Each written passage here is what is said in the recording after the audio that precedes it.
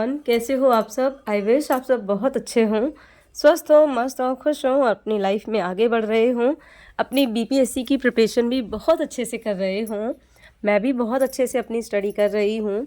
तो आज के व्लॉग में मैं आपके साथ शेयर करूँगी मैंने किस तरह से गोवर्धन पूजा की और पूरे दिन का मेरा स्टडी शेड्यूल क्या रहा।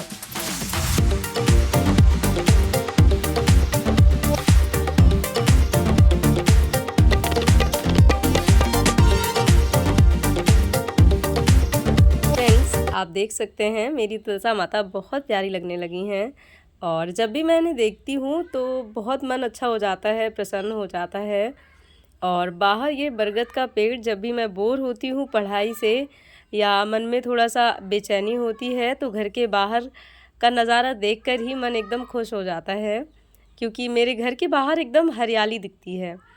और फ्रेंड्स, हमारे यहाँ जो गाय भैंस होते हैं दीपावली के रात में ही लाल कलर के रंग से या और भी हरे पीले जो भी कलर होते हैं उनसे ठाप लगाई जाती है। तो जिसको मैं आपको दिखा रही थी पर वो दूर थे, इसीलिए थोड़े से नज़र नहीं आ रहे थे। और अब मैं शुरू कर रही हूँ अपनी गोवर्धन पूजा की तैयारियाँ। तो इसके लिए मैं गोबर लेकर आई हूँ अभी। और गोवर्धन हमारे यहाँ दीपावली की सुबह ही थोड़े पसार दिए जाते हैं और आज के दिन यानी कि दीपावली के अगले दिन इनकी पूजा होती है। वैसे ये पूजा दीपावली के जस्ट अगले दिन नहीं होनी थी, इस बार अगले दिन होनी थी। दीपावली के अगले दिन दोपहर से और नेक्स्ट डे के दोपहर तक का मुहूर्त जो है गोवर्धन पूजा का बताया गया था। मैंने देखा था, गूगल पे सर्च करके भी देखा था और यूट्यूब पे भी देखा था। तो मैंने दीपावली के अगले दिन ही दोपहर में ये पूजा कर ली थी, क्योंकि नेक्स्ट डे पे क्या है ना कि दोपहर में 12 बजे से पहले ये पूजा होनी है। और मैंने सोचा कि अगर मैं आज ही कर लूँगी पूजा तो नेक्स्ट डे मुझे फ्री मिल जाएगा, तो मैं अपनी पढ़ाई के लिए टाइम दे सकती हूँ। इसीलिए इसको मैंने दोपहर में कर लिया और इसके बाद फिर मैं नेक्स्ट डे पे अपना थोड़ा सा पढ़ाई का प्लान भी बना पाऊँगी। और अभी मैं बना रही हूँ गोवर्धन। तो इनको कुछ इस तरह से ही हमारे यहाँ बनाया जाता है। आप में से भी हो सकता है बहुत सारे लोगों के यहाँ इस तरह से पूजा होती हो और बहुत सारे लोगों के यहाँ अलग अलग तरीके से भी होती होगी।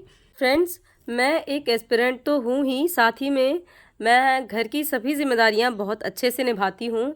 ना ही घर गृहस्थी में बहुत डूब जाती हूँ और ना ही अपनी पढ़ाई में खोकर अपनी संस्कृति को भूलती हूँ। मैं पढ़ाई और अपने घर गृहस्थी की जिम्मेदारी को बैलेंस करके चलती हूँ। आगे आगे आप देखेंगे कि किस तरह से पूरी पूजा रहती है, किस तरह से इसका प्रोसेस रहता है। कुछ चीज़ें मुझे नहीं समझ में आती हैं, मैं सच बताऊं तो, क्योंकि बड़े बुज़ुर्ग जिस तरह से करते हैं पूजा तो उसमें बहुत ज़्यादा टाइम भी लगता है। और जैसे मतलब उन लोगों को बहुत अच्छे से ज्ञान रहता है इन चीज़ों का, तो वो बहुत डीपली तरीके से पूरा प्रोसेस करते हैं। पर मुझे जितना पता है मैं उतना ही फॉलो करती हूँ। और सच कहूँ तो थोड़ा सा मैं जल्दीबाजी इसलिए भी करने की कोशिश करती हूँ क्योंकि मुझे पढ़ने का टाइम मैनेज करना होता है। और ये भी ना हो कि हाँ कोई पूजा पाठ या कोई संस्कृति या ये सारी चीज़ें मैं मानती नहीं हूँ या फॉलो नहीं करती हूँ। तो ऐसा नहीं है कि मैं जस्ट एक पढ़ी लिखी हूँ तो इन चीज़ों को मैं भूल जाऊँ, ऐसा नहीं है। पर जितना ज़रूरी है उतना ज़रूर करती हूँ। तो देखिए इस तरह से पूरा तैयार कर दिया गया है और इस गोवर्धन पर ये दृश्य दिखाया जाता है कि कोई खाना बना रही हैं, कोई अन्न वगैरह कूट रही हैं, कोई पानी भर रही हैं। तो इस तरह का पूरा दृश्य बनाया जाता है। बहुत सारी जो ये आप देख रहे हैं बनाई हुई हैं, ये बहुएं होती हैं और इनके काम दिखाए जाते हैं। तो मैंने जितने मुझे समझ में आए मैंने उतने ही बना दिए हैं। और यहाँ पर ये जो सीकें मैं लगा रही हूँ ये करवा चौथ वाली सीकें होती हैं, हमारे यहाँ लगाई जाती हैं। और यहाँ पर ये मथानी हालांकि बहुत बड़ी वाली भी यूज़ करते हैं जिनके घरों में होती हैं बड़ी।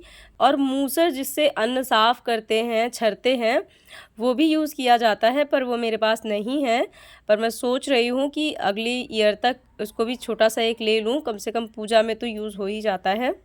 जिनके घरों में सास होती हैं तो वो वही करती हैं ये सारी चीज़ें। और मेरे मायके में मेरी दादी ही करती हैं, तो अभी तक मेरी चाची लोगों को ये सब पूजा नहीं करनी पड़ती है, मेरी दादी ही करती हैं क्योंकि वो घर की बड़ी हैं। और यहाँ पर क्योंकि हम सब लोग अपने अपने घरों में रहते हैं, तो मुझे करनी पड़ती है। देखिए, हर किसी का अपना एक माहौल होता है घर का, हर किसी को हर कुछ नहीं प्राप्त होता है, अगर मैं आपसे कहना चाहूँ तो। और मैं नहीं चाहती हूँ अपनी किसी भी परिस्थिति को मैं इस तरह से बताऊँ कि मैं बहुत ज़्यादा परिस्थितियों से, बुरी परिस्थितियों से घिरी हुई हूँ, क्योंकि ये सारी चीज़ें मुझे थोड़ा-सा कम पसंद आती हैं। कि मैं चाहती हूँ जितना अच्छा से अच्छा हो वो आपके साथ शेयर करूँ। और जो जो मतलब ऐसी चीज़ें होती हैं वो सिर्फ़ आप एज़ ए मोटिवेशन लें, तो आप देख के तो इतना समझ ही सकते हैं कि अगर कोई ऐसा हो जो ये सारी चीज़ें निभा ले, तो हो सकता है मैं और टाइम मैनेज कर पाऊँ। लेकिन इन सब के साथ भी मैं टाइम बहुत अच्छे से मैनेज कर लेती हूँ। थोड़ा-सा रेस्ट का टाइम नहीं मिलता है, एन्जॉय का टाइम नहीं मिलता है, पर मैं सारी चीज़ें मैनेज बहुत अच्छे से कर लेती हूँ। बहुत सारे लोगों का ये भी कमेंट रहता है कि अगर आप पढ़ाई करती हैं, तो आप वीडियो क्यों बनाती हैं? आप वीडियो बनाकर पढ़ाई कैसे कर लेती हैं? तो देखिए, इसका एक सिंपल सा आंसर है जिसे आप आसानी से समझ सकते हैं कि अगर आप जैसे फ्री टाइम में एंजॉय करना चाहें, तो आप क्या करते हैं, फ़ोन उठाते हैं, बहुत सारी रील्स स्क्रॉल करते हैं, बहुत सारे लोगों के वीडियोज़ देखते हैं, और आप उसमें अगर नोटिस करेंगे तो आपका 1 से 2 घंटा आराम से वेस्ट हो जाता है। पर मैं बस यही टाइम का यूज़ करके अपना वीडियो प्रिपेयर कर लेती हूँ, और इसको शूट करने में कुछ भी एक्स्ट्रा नहीं लगता है, अगर मैं बताऊँ तो। बस आपको फ़ोन जो है वो सेट करके एक साइड में रख देना होता है, बाकी आप जो काम कर रहे हैं वो करते रहिए। आते-जाते आप उसको बंद कर दीजिए, जहाँ जाए वहाँ साथ में लेकर रख दीजिए। इतना ही होता है। शुरुआत में कोई भी काम हो थोड़ा-सा हार्ड लगता है, पर बाद में हैबिट हो जाती है। जैसे कि जब मैं यहाँ आई थी तो इन सब कामों की मुझे बिल्कुल हैबिट नहीं थी, और इनको मैनेज करने में मुझे बहुत टाइम लगा, और इनको मुझे पता था कि मुझे मैनेज करना ही है, क्योंकि मेरे पास और कोई ऑप्शन नहीं है, और पढ़ाई मैं छोड़ना नहीं चाहती थी। और ये काम तो ये मान लीजिए शादी के बाद एक तरह से कंपल्सरी हो जाते हैं, आपको करने ही होते हैं, छोड़कर आप कहीं भाग नहीं सकते हैं। भाग आप तब सकते हैं जब आपके हस्बैंड जॉब करते हों और वो आपको कहीं बाहर ले जाकर रख लें, तो आप सोसाइटी से दूर हो जाएँगे, तो आपको नहीं ज़रूरत पड़ेगी इन सारी चीज़ों को निभाने की। या आप खुद जॉब करते हो तो भी आप इन सब चीज़ों से दूर रह सकते हैं। आप जहाँ भी रहेंगे वहाँ नहीं कोई देखेगा कि आप क्या कर रहे हैं। पर उसके लिए पढ़ाई मैनेज करना ज़रूरी है, और पढ़ाई आप मैनेज अगर कर रहे हैं, तो आप जिस माहौल में रह रहे हैं वहाँ के साथ एडजस्टमेंट करना तो ये स्वाभाविक है, आपको करना ही पड़ेगा, वरना बहुत सारी समस्याएँ ऐसी आती हैं जिनका कोई सॉल्यूशन नहीं होता है, उनको सिर्फ़ टैकल ही करना पड़ता है। और यहाँ पर मैंने पूजा अपनी कंप्लीट कर ली है, और अभी इनके फेरे लगाना बाकी है गोवर्धन जी महाराज के। तो इसके लिए मैं अभी कन्याओं को बुलाऊंगी और 7 फेरे लगवाऊंगी, इसके बाद ही ये पूजा कंप्लीट होगी, और इसके बाद फिर मुझे पढ़ाई भी करनी है। और जैसे कि आपको पता है, अब धीरे धीरे त्यौहार के काम जो हैं वो भी ख़त्म हो ही रहे हैं, तो अब से मैं बहुत ज़्यादा काम जो होंगे डेली के, जिसमें बहुत ज़्यादा टाइम चला जाता है, उनको कम करना स्टार्ट करूँगी। जैसे कि पोंछा हुआ तो वो 2 दिन में 1 ही बार लगेगा, और ऐसे बहुत से काम हैं जिनमें छोटे-छोटे कामों में हम बहुत अच्छे से अपना टाइम बचा सकते हैं, और बहुत अच्छे से चीज़ें मैनेज कर सकते हैं अपनी पढ़ाई के लिए। तो अभी देखिए हमारे 7 फेरे कंप्लीट हो ही गए हैं, और अब मैं इनको बता रही हूँ कि किसको किस में से खीर खानी है। और क्योंकि ये गोबर में रखा हुआ है, तो ये कन्याएँ ये चावल बहुत ही कम-कम खा रही हैं। देखिए फ्रेंड्स, कई बार मैं जब भी कोई काम करती हूँ या कुछ भी चीज़ें जो भी मैं अपनी डेली बेसिस में करती रहती हूँ, कई बार तो मैं ये सोचकर करती हूँ कि आगे की आने वाली जनरेशन को मुझे सिखाना भी होगा, तो उसके लिए भी मैं चीज़ें जब खुद सीखूँगी तब तो उनको सिखाऊँगी। और केवल पढ़ाई ही एक उद्देश्य नहीं होता है, आप इन बच्चों को देखिए, आगे के ये भविष्य हैं। और बस इनका फ़ोटो सेशन हो रहा था, फिर मैंने सोचा ये बच्चे जब आए ही हैं, चावल की खीर तो इन्होंने अच्छे से खाई नहीं, तो इनको कुछ मिठाई ही खिला दूँ, ताकि इनको लगे कि हाँ, कुछ तो मिला खाने को, अगर बुलाया गया था तो।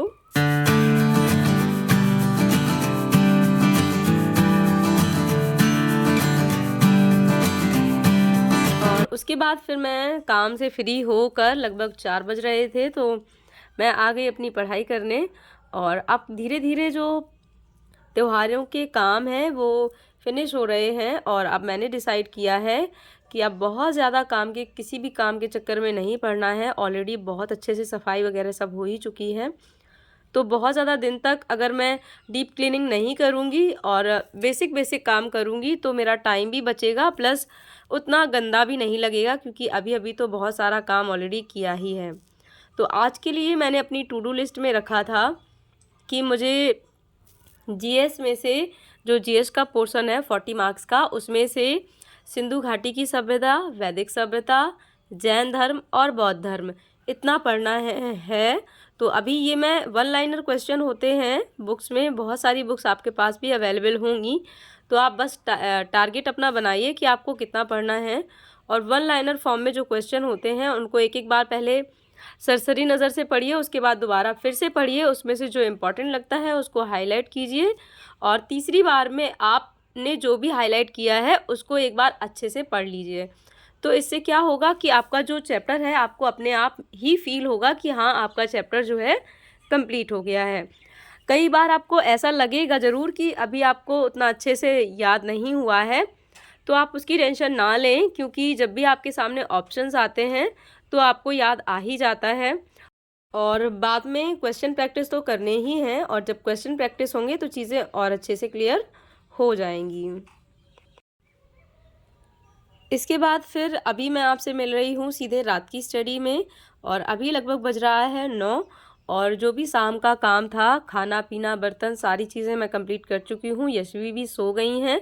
हालांकि यशवी इतनी छोटी नहीं है कि मुझे बहुत परेशान करें, लेकिन जब भी मैं पढ़ती हूँ और यशवी अगर जग रही हूँ तो डिस्टर्ब बहुत करती हैं, बार बार कहीं कुछ पूछने आती हैं, कहीं कुछ चीज़ें मांगने आती हैं। तो इसलिए जब मैं सुला देती हूँ यशवी को तो मुझे थोड़ा सा ये रहता है कि हाँ, अब कंफर्म है यशवी डिस्टर्ब नहीं करेंगी।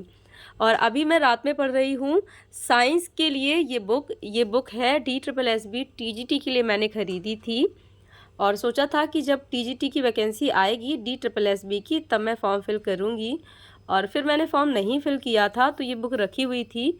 अभी सडनली मुझे याद आया कि साइंस का जो लेवल होगा क्वेश्चन का वो ग्रेजुएशन लेवल तक का होगा, तो फिर मैं क्यों ना इस बुक से कुछ हिंट लूँ कि किस टाइप के क्वेश्चन मुझे प्रिपेयर करने हैं और किस टॉपिक को कितना डीप तक कवर करना है।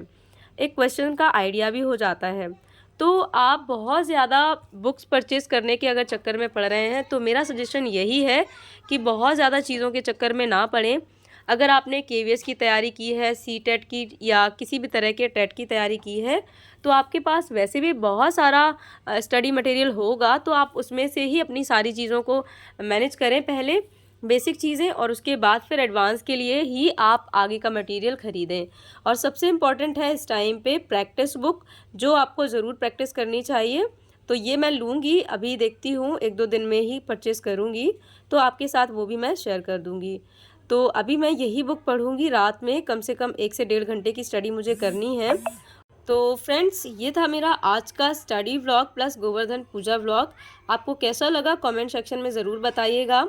मिलती हूँ फिर किसी और अच्छे से व्लॉग के साथ। Till then take care and like share subscribe.